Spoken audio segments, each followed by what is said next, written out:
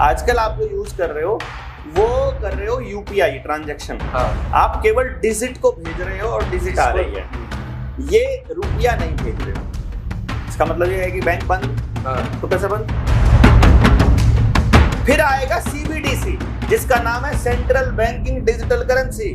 आपका एम्प्लॉय जब आपके खाते में ट्रांसफर करेगा तो बोलेगा कितना पैसा, 15,000 रुपए डिजिट, 15,000 सोशल क्रेडिट स्कोर आपके खाते में कर दिया। ऊपर से कंडीशन लगाएगा इतने रुपए से ज्यादा का राशन नहीं खरीद सकता, इतने रुपए से ज्यादा कपड़ों पे नहीं खर्च कर सकता, इतने रुपए ज्यादा ट्रांसपोर्ट पे नहीं कर सकता। रिप्लाई भी नहीं करती है। ऊपर से फोन आता है दिल्ली से अपनी टीम के पास कि तुम्हारी दिक्कत क्या है, तुम दिल्ली आके सब कुछ संभाल लो ना। इस रास्ते की मंजिल केवल एक है, असमय मौत, कुत्ते की मौत, बेजलील करके।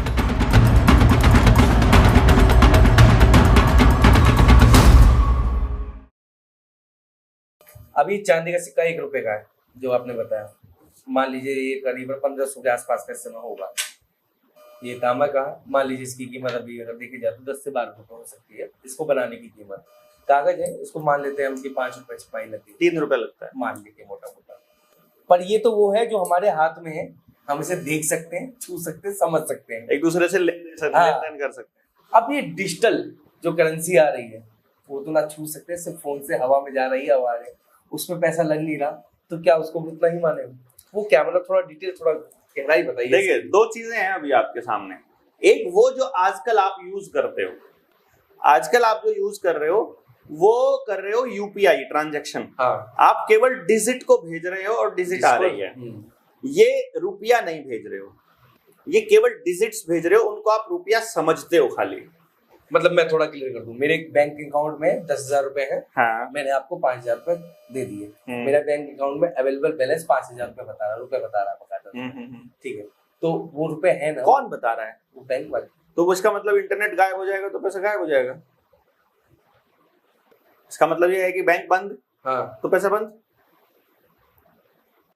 डिजिटल आने का मतलब है जिसके हाथ में है वो बटन दबाए और खत्म। अब इसलिए मैं 2 बातें बोल रहा था। आपने खाते में जो ट्रांजैक्शन कर रहे हो वो बहुत बड़ा फ्रॉड है इस देश के साथ। बिना किसी कानून के, बिना किसी नियम के, जैसे पहले नोट छाप रहे थे वैसे ही अब बैंक डिजिट बना रहे हैं। घर में बना लेते हैं, उनको क्या दिखता है। मैंने बैंक वाले के साथ पंगा लिया था, अभी ये भाई साहब आए हुए थे, मलिक साहब, इनके साथ में इनके बैंक में गया था। सेंट्रल बैंक के जो जोनल मैनेजर था वो बैठ करके बोलता है हमने आपको डिजिट दिए हैं। मैंने कहा हाँ, और तो क्या दिया है तुमने? हमको डिजिट ही तो दिया है। बोला हमको डिजिट दे दो फिर वापस। मैंने कहा कंप्यूटर का मुंह इधर कर, पासवर्ड बता ले, अभी तो बोल कितने चाहिए तेरे को, अभी भी दे दूं। कोई नियम होता होगा तो मैं वही तो पूछ रहा हूं, कौन से नियम के तहत दिए तुमने छाप करके? जब तुम्हारे पास इतने रुपए का गोल्ड ही नहीं है तो तुमने ये बना कैसे लिए? तो जैसे धीरे धीरे अगली जनरेशन ने गोल्ड को सोचना ही छोड़ दिया और आपने कागज के नोट को ही असली मानना चालू कर दिया, वैसे ही अगली जनरेशन भी तो यही लेके जा रही है। यही तो जनता सरकार मोर्चा समझा रहा है कि वो तुमको डिजिटल करेंसी के बहाने सोशल क्रेडिट स्कोर पर ले जाएंगे। डिजिट में तुम रुपया कमाओगे, यानी तुम मेहनत करोगे असली, और वो तुम्हारे डिजिट ट्रांसफर करेंगे तुम्हारे खाते में कि तुम्हारा जीवन यापन करने के लिए इतने डिजिट तुम्हारे खाते में ट्रांसफर हो गए। असली धन कहां है? अनाज के बदले धन के बदले धन कहां है भाई? तो ये तो जो डिजिट ट्रांसफर हो रहा है ये तो हो रहा है खाली आपको आदत डालने के लिए कि देश के लोग कितने गुलाम हैं, कितने गधे हैं, कितने मूर्ख बनाए जा सकते हैं और कितने तरीके से इनको कैसे लेकर जाइए। तो सिर्फ टेस्टिंग चल रहा है। फिर आएगा सीबीडीसी जिसका नाम है सेंट्रल बैंकिंग डिजिटल करेंसी। वो सीबीडीसी में बकायदा प्रोग्रामेबल रुपया आएगा, फिर इसी का डिजिटल रूप आएगा। मतलब थोड़ा इसको थोड़ा गहरी बताइए, सीडी क्या मतलब, थोड़ा विस्तार। अभी तक क्या है, आपके खाते में पड़ा है, आपके खाते में पड़ा रहेगा जब तक कोई साइबर अटैक नहीं आएगा या आप उसको ट्रांसफर नहीं करोगे या कोई और ट्रांसफर नहीं करेगा। ये भी नोट आपकी जेब में पड़ा है, जब तक पड़ा है पड़ा ही रहेगा, ऐसे ही सिक्के का है। लेकिन जब सीबीडीसी आ जाएगा, सीबीडीसी की सबसे बड़ी खासियत क्या है? सबसे पहली बात, रियल टाइम में आपको ट्रेस किया जा सकता है। यानी अभी मैंने आपको दिया, 1 सेकंड में पता लग जाएगा वहां एल्गोरिदम में कि भैया अभी अभी देवेंद्र ने शुक्ला जी को पैसा दिया। ये तो पहला नंबर है। दूसरे नंबर पे वहां से कंट्रोल्ड है सेंट्रली, ये पूरी दुनिया का एक बना रहे हैं, सेंट्रल बैंक डिजिटल करेंसी पूरी दुनिया का है। अच्छा, पूरी दुनिया का जो मैं बता रहा हूँ कि सारी दुनिया के बैंक, मैं आपको बता रहा हूँ सारी दुनिया के बैंक एक ही जगह से चलते हैं, बैंक ऑफ इंग्लैंड से, बैंक ऑफ सेटलमेंट में जो इंग्लैंड से जो चलता है वहीं से चलते हैं। तो वहीं से चलेगा अभी ये। माइक्रोसॉफ्ट आपका है, आपका है नहीं, माइक्रोसॉफ्ट iOS आपका है, बाहर से। तो इसका मतलब जितना भी डेटा पड़ा है सब उन्हीं के पास है। हाँ, आपके पास तो कुछ भी नहीं है। मैंने तो ये भी देख सुना है, शायद मैंने कहीं पढ़ा था कि आधार कार्ड का भी डाटा सब कुछ होने, जब अपने पास सर्वर नहीं, जब अपने पास ऑपरेटिंग सिस्टम नहीं, जब अपने पास सिक्योरिटी सिस्टम नहीं, जब अपने पास एंटीवायरस नहीं, जब अपने पास वायरस नहीं, जब अपने पास कंप्यूटर बनाने की टेक्नोलॉजी नहीं, जब हमारे पास कोई टेक्नोलॉजी का कोई पेटेंट ही नहीं है, हमारे हाथ में क्या है? बाबा जी के ठुल्लू के अलावा नोट भी नहीं है। तो सर ये तो जो सीबीडीसी है उसकी 2 लाइनें और एक्सप्रेस कर दो। तो जो सीबीडीसी है पूरी तरह से प्रोग्रामेबल है। मतलब क्या है कि आज जब आपको खाते में आपने काम किया, आपका एम्प्लॉय जब आपके खाते में ट्रांसफर करेगा तो बोलेगा कितना पैसा, 15,000 रुपए डिजिट, 15,000 सोशल क्रेडिट स्कोर आपके खाते में कर दिया। ऊपर से कंडीशन लगाएगा इतने रुपए से ज्यादा का राशन नहीं खरीद सकता, इतने रुपए से ज्यादा कपड़ों पे नहीं खर्च कर सकता, इतने रुपए से ज्यादा ट्रांसपोर्ट पे नहीं कर सकता, क्योंकि तुम्हारा देख लिया पूरी जिंदगी का यही पैटर्न है। और 1 महीने से ज्यादा ये चलेगा नहीं, तुम्हें जितना खर्च भी करना पड़ेगा, उसके बाद खत्म।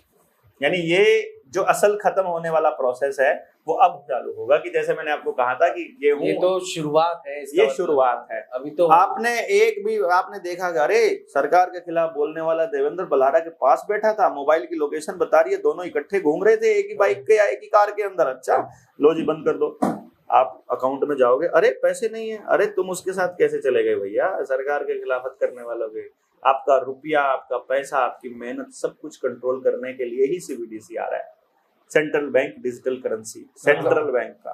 मतलब जो हम सोच भी नहीं सकते। तो ये बताइए अब ये हालात सुधर सकते कि नहीं? पब्लिक को जानकारी हो जाए, वो अपने रुपए का हिसाब मांग ले।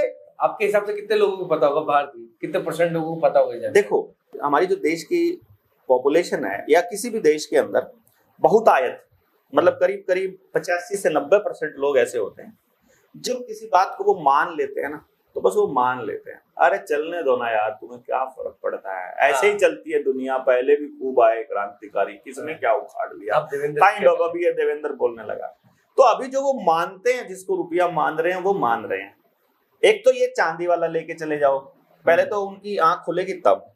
दूसरा एक काम कर दो, ज्यादा कुछ नहीं करना, 10 रुपए का नोट बैंक में चले जाओ लेकर के, और ओरिजिनल एप्लीकेशन के साथ बैंक मैनेजर को रिजर्व बैंक के नाम एक चिट्ठी दे दो। रिजर्व बैंक के नाम होगी, गवर्नर के नाम, उसमें लिखा होगा जी गवर्नर साहब आपने इस पे प्रॉमिस लिखा हुआ है कि मैं धारक को 10 रुपए अदा करने का वचन देता हूँ, मेरा ये 10 रुपए का नोट है, इसकी फोटो स्टेट तो मैंने रख लिया है, ये मैं ओरिजिनल आपको दे रहा हूँ, तो ये नोट अपने पास रख के और मुझे मेरे 10 रुपए दे दो। 10 रुपए तो लेने के हकदार है ना, 10 रुपए मांग लो, देख लेते हैं सरकार कौन से 10 रुपए देती है। पहले तो मुझे मैनेजर ही डांट के भगा देगा बाहर। नहीं भगा सकता ना, अगर आपको अकेले को भगा दे तो 4 लोग चले जाओ, 4 को धमका दे तो 40 चले जाओ। आप कोई गलत चीज मांग रहे हो क्या? नहीं, मैं तो आप विधि पूर्वक अपना अधिकार मांग रहे हो। देश की जनता हो, देश की जनता के नाम पे गवर्नर ने प्रॉमिस दिया हुआ है कि मैं तुम्हें 10 रुपए अदा करने का वचन देता हूँ, 10 रुपए लेकर के चले जाओ, ज्यादा नहीं करो, 30 रुपए ले जाओ। 30 रुपए में 2 तोले सोना तो आएगा ही, एक ठीक है। अगर वो मना कर दे तो मैनेजर फंस गया, अगर उसने ले लिया, अब आरबीआई के हाथ में चली गई बॉल। उसमें ये भी लिख दो कि अगर आपके पास नहीं है तो इसकी अथॉरिटी नहीं है तो आप उस ब्रांच को भेज दो जिसके पास अथॉरिटी हो, बस मुझे मेरा पैसा चाहिए, बात खत्म। इशूइंग ब्रांच को भेजना होता है ये। अब आपका नोट चला गया वहां पर, देनदारी बनती है उनकी, या तो कोई चिट्ठी लिखेंगे। आज तक हम हजारों लोगों के आवेदन लगा चुके हैं इस बात के कि तुम अपने 10 रुपए तो मांग लो। मैं कब कह रहा हूं कि आपने कोई बड़ी लड़ाई लड़नी है, एक चिट्ठी लिखकर 10 रुपए का नोट खर्च नहीं कर सकते, एक रजिस्ट्री लगानी है 20 रुपए की कि मुझे, या 20 रुपए का नोट भेज दो कि मुझे मेरे 20 रुपए चाहिए, जितने रुपए का बलिदान दे सकते हो उतने रुपए दे दो। अब वो आरबीआई उस रुपए के नोट को दबा के बैठ जाती है, कुछ भी नहीं बोलती है, रिप्लाई भी नहीं करती है। ऊपर से फोन आता है दिल्ली से अपनी टीम के पास कि तुम्हारी दिक्कत क्या है, तुम दिल्ली आके सब कुछ संभाल लो ना, तुम आकर के हमसे बात कर लो ना। क्यों कर ले बात यार, तुम लिखित में तुमने प्रॉमिस दे रखा है, लिखित में हमने एप्लीकेशन दे रखी है, लिखित में हमको बताओ ना पंगा क्या है। जवाब ही नहीं देता आरबीआई। इतने लोगों के आवेदन लगा रहे हैं हम लोग लोन वालों के, जब लगा उल्टा लेना पड़ता है हमको। जब आपने इसकी शुरुआत करी थी सर, हाँ, तो कुछ लोग होंगे कि सर आप खामखा की मेहनत कर रही है, इसमें का कोई तुक ही नहीं है, कुछ बातें आई थी सामने? ये इतना बड़ा मुद्दा है। पहली बात तो ये हमने शुरू नहीं किया था, ये शुरू किया था इस किताब के लेखक घनश्याम वर्मा जी ने। मैं तो हूँ इसका सही लेखक। वो भी उन्होंने इतना सहयोग दिया कि भाई मोर्चे के अंदर आप लोग मेहनत कर रहे हो और आपने जो मेहनत करके पूरे समाज को जगाया है, और जो कुछ जगह पर मैं उनके साथ रिसर्च में गया था उसको सम्मान देते हुए उन्होंने हम लोगों को ये सम्मान बख्शा है। लेखक तो वही है, लेकिन इनसे भी पहले रामवृक्ष यादव जवाहर बाग में ऑलरेडी इसके ऊपर बैठकर अपने रुपए के आधिकारिक घोषणा करने की मांग पर रहे थे। इसी रुपए के मुद्दे पर जो भी सरकार से, और रातों रात खबर गायब कर दी जवाहर बाग का। और ढूंढो ना जवाहर बाग में रामवृक्ष यादव, उसकी स्पीच सुनो आप। मैं कोई आज का थोड़ी बोल रहा हूँ, इससे पहले जाना है। इसमें किताब में जिक्र किया हुआ हमने नेताजी सुभाष चंद्र बोस ने आजाद हिंद फौज क्यों बनाई, आजाद हिंद रुपया क्यों बनाया? क्योंकि नेताजी सुभाष चंद्र बोस को मालूम पड़ गया था कि ये रुपया अंग्रेजों का ही है, ये जो नोट है ये अंग्रेजों के ही हैं, ये ब्रिटिश रुपया है, भारतीय रुपया नहीं है। भारतीय रुपया ये है जो भारत सरकार छापती है, और इस रुपये का जो मानक है 15 रुपया 1 तोला सोना के बराबर है, वही भारतीय रुपया है और कोई भारतीय रुपया नहीं है।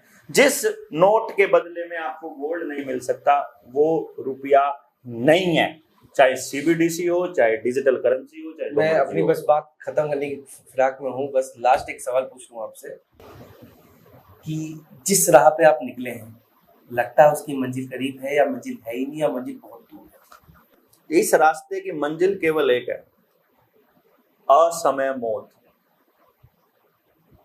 कुत्ते की मौत, बेजलील करके, पूरी प्रताड़ना के साथ, पूरा बदनाम करके। क्योंकि अगर जो इसी तरह से लड़ते लड़ते हम लोगों को खत्म कर दिया तो भगत सिंह और की तरह मूर्ति छप लग जाएगी हर जगह पर, हर चौराहे पर। इसीलिए पहले बदनाम किया जाएगा। अभी हम लोग जिनसे कर्जा नहीं चुकाया जा रहा उनके आवेदन हम लगाते हैं, तो हो सकता है वो हम लोगों को ये कह दें कि ये तो पैसा खाते हैं।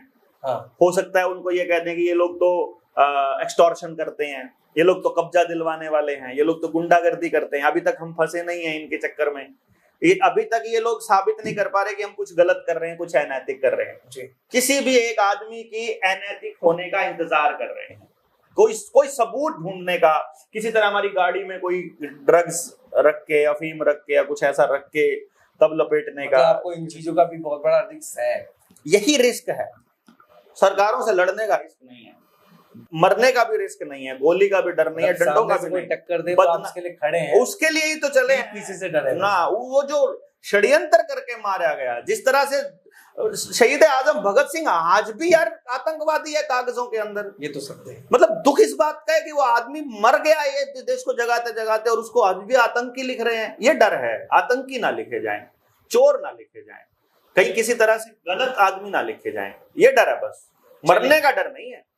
चलिए देवेंद्र जी, आपने बहुत समय दिया, उसके लिए बहुत बहुत धन्यवाद। बस मैं आप लोगों से ये कहना चाहता हूँ कि अभी भी कोई दुविधा है तो थोड़ा समय निकालिए, अपने अंगूठे को टिप टिप करके कुछ कमेंट करिए। फिलहाल बहुत बहुत धन्यवाद आप सभी का। धन्यवाद सर। धन्यवाद।